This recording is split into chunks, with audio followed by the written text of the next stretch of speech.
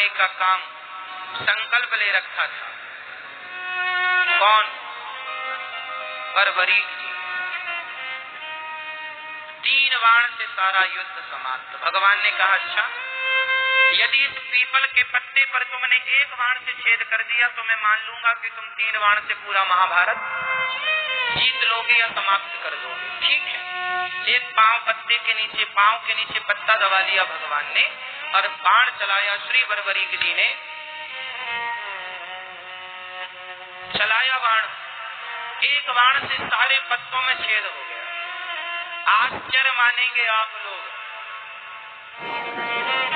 कि हरियाणा में आज भी कुरुक्षेत्र के पास वह गांव आज भी है और वह पीपल का पेड़ आज भी है, जिसके आज भी उस पीपल के हर पत्ते पर आज भी छेद है। मतलब जब नया पीपल का नया पत्ता निकलता है उसमें आज भी छेद।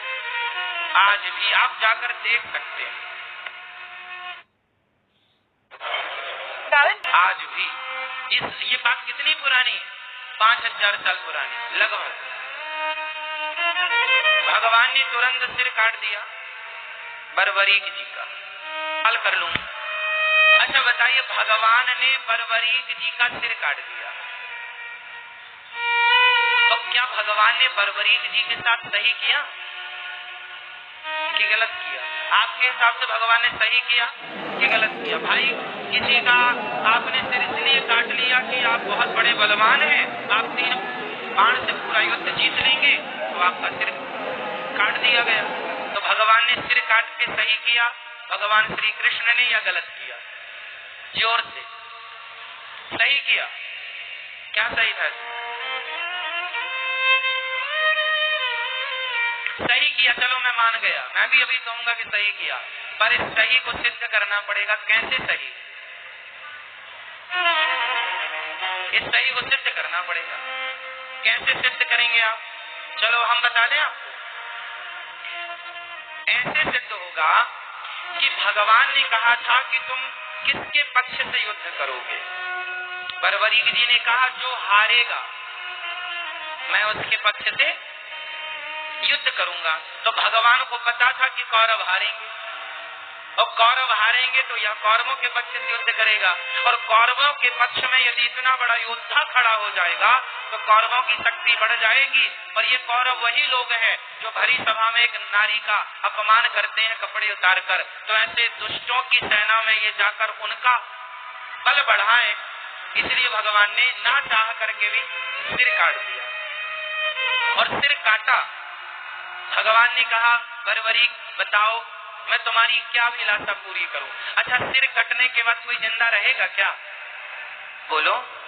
पर भगवान ने बर्बरीक जी को जिंदा रखा ना, क्योंकि भगवान के हाथ में मृत्यु है साहब। भगवान मरे को जिंदा कर सकते हैं। बताइए भगवान श्री कृष्ण ने किस मरे आदमी को जिंदा किया था? बताओ आप। वो कौन है जिसको भगवान ने जिंदा? बताओ। हाँ मैया बताओ मेरी माँ। भगवान श्री कृष्ण ने वो कौन है जिसे मरे हुए को जीवित किया था?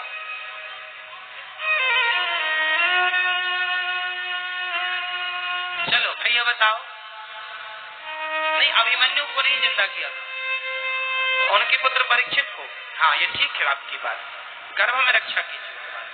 पर एक और ज्वलंत बात, गुरु जी का पुत्र सांदीपनी उज्जैन में रहते थे। गुरु जी सांदीपनी जी उज्जैन में रहते थे, जहाँ भगवान श्री कृष्ण पढ़ने गए और 64 दिन में 64 कलाएं सीखी। जहाँ पर सुदामा जी से भगवान की मित्रता हुई, वहाँ पर जब पढ़कर भगवान आने लगे तो भगवान ने गुरु जी से कहा, गुरु जी मैं आपको दक्षिणा में क्या दूं? तो गुरु जी ने कहा कि अपनी माँ से पूछ लो। तो गुरु माता से पूछने गए, गुरु माता जी आप बताओ क्या चाहिए? गुरु जी तो कुछ कह नहीं रहे हैं। तो गुरु माता ने कहा, कन्हैया तुम हमें छोड़कर ना जाओ, यही हमारी गुरु दक्षिणा है। भगवान ने कहा, माँ मुझे तो जाना पड़ेगा, कुछ और मांग लो। तो फिर एक काम करो, मेरा बेटा था वो मर गया था, कई साल पहले मर गया था, उसकी बॉडी भी खत्म हो चुकी थी, हड्डियों का भी पता नहीं था, हमें जिंदा करके दो। अब भगवान तो भगवान है, ठीक है चले। यमराज के पास, चलो हमारे गुरुजी के बेटा को लाओ। महाराज बेटा की आत्मा तो है, सूक्ष्म शरीर तो है, शरीर का था पता नहीं। भगवान बोले शरीर हम बनाएंगे, लाओ। शरीर आत्मा ली, सूक्ष्म शरीर लिया, और भगवान है वो साहब, भगवान है जो एक उंगली से पहाड़ उठाने की ताकत। उन्हें सामान्य पुरुष ना कहा करो, सामान्य इंसान, सामान्य पुरुष मानना भी अपराध है। गुरु जी के मरे हुए पुत्र को शरीर बनाया भगवान ने अपने बल से, और आत्मा डाल दी, जिंदा करके दिया था गुरु जी का बेटा। ऐसे भगवान है। जो भगवान गुरु पुत्र को जीवित कर सकते हैं, वो बरवरीक जी के कटे हुए सिर को बचाए रखें, तुम्हें कोई आश्चर्य नहीं। अब भगवान ने कहा, बताओ तुम्हारी क्या इच्छा। बरवरीक ने कहा, मैं आपके हाथ से मरना चाहता था, इसलिए मैंने जिद की आपसे, मैं आपके हाथ से मृत्यु चाहता था। भगवान बोले, अब तुम मरोगे नहीं, इच्छा बताओ। बोले, मैं महाभारत देखना चाहता हूँ, इस महाभारत में कौन योद्धा है। एक पर्वत के शिखर पर भगवान ने रख दिया कटा हुआ सिर, और कहा कि अब तुम्हें दर्द नहीं होगा, पीड़ा नहीं होगी, कोई कष्ट नहीं होगा। रखा, 18 दिन तक खूब युद्ध हुआ। युद्ध पूरा हुआ, पांडव जीत गए। कुछ दिन के बाद भगवान बरवरीक जी से मिलने गए पांडवों को लेकर। भगवान ने बरवरीक जी से कहा, भैया बताओ कि महाभारत में तुमने सबसे बड़ा योद्धा किसे माना, किसे आप बड़ा योद्धा मानते हैं। अर्जुन को लगा अपना ही नाम आएगा, गांडीवधारी। भीम भैया बोले, हमारा गदा काम कर गया। पर बरवरीक जी ने मुस्कुराते हुए कहा, प्रभु इस महाभारत में मुझे आपके सुदर्शन चक्र के अतिरिक्त कुछ दिखाई ही नहीं पड़ा। पांडवों का अर्जुन जो जो बाण छोड़ता था अपने गांडीव से, वो 10 कदम पे जाके गिर जाते थे। वो तो आपका सुदर्शन चक्र उन्हें गति प्रदान करता था, उन्हें बल प्रदान करता था। अब अर्जुन को समझ में आया कि महाभारत के असली हीरो हम नहीं, ना करते हुए भी भगवान सब करते हैं। जैसे महाभारत में कुछ ना करते हुए मेरे कन्हैया ने सब कुछ किया, भगवान ना करते हुए सब कुछ करते हैं। तो बरवरीक जी से कहा, अब तुम्हारी इच्छा बताओ। प्रभु बस आपका दर्शन हो गया, कोई कामना नहीं। भगवान बोले, सुनो तुम निर्दोष हो, तुमने कोई अपराध तो किया नहीं, मैं तुम्हें मृत्यु दंड किसका दूं।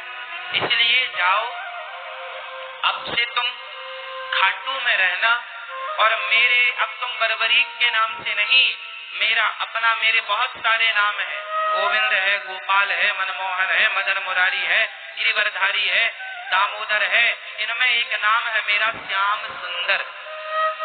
तो जो श्याम नाम है, वह श्याम नाम मैं तुम्हें प्रदान करता हूँ। तुम जाओ और खाटू में निवास करो, और तुम अब कलयुग में जो हार रहे हैं भक्त, उन हारे के सहारे बनते रहना। इसलिए उन्हें हारे का सहारा कहा जाता है। और श्याम नाम भगवान ने प्रदान किया, तो श्याम के नाम से, क्योंकि खाटू में विराजे तो खाटू श्याम कहते हैं। बोलिए खाटू श्याम की। ऐसी कथा है श्री खाटू नरेश। इसलिए 3 बाण उनके पास आज भी है। आप देखते हैं, दर्शन करते हैं, हारे के सहारे। मतलब अब हारे के सहारे का मतलब ये नहीं कि तुम गलत काम करो और पुकार लो, हे खाटू श्याम हम तो गलत चोरी करते करते पकड़े गए, अब बचाओ। ऐसे हारे का सहारा नहीं है, जो सच के रास्ते पर है। और यदि उन्हें कोई कष्ट है तो भगवान चाहे आप कृष्ण नाम को पुकार लो, राम नाम को पुकार लो, खाटू श्याम नाम को पुकार लो, गोविंद देव जी को पुकार लो, जो सच्चे मन से जिनको पुकारेंगे, क्योंकि सब एक ही है, तो आप पुकार लें, भगवान उस रूप में आकर के आपकी मदद करते हैं। इसलिए आपको पहले सच्चा बनना पड़ेगा। भगवान सत्य के साथी है, झूठ के साथी नहीं। झूठ का साथ बरवरीक देने चले थे तो भगवान ने उनका भी सिर काट दिया, हाँ या ना। इसलिए भगवान सत्य का साथ देते हैं, झूठ का नहीं।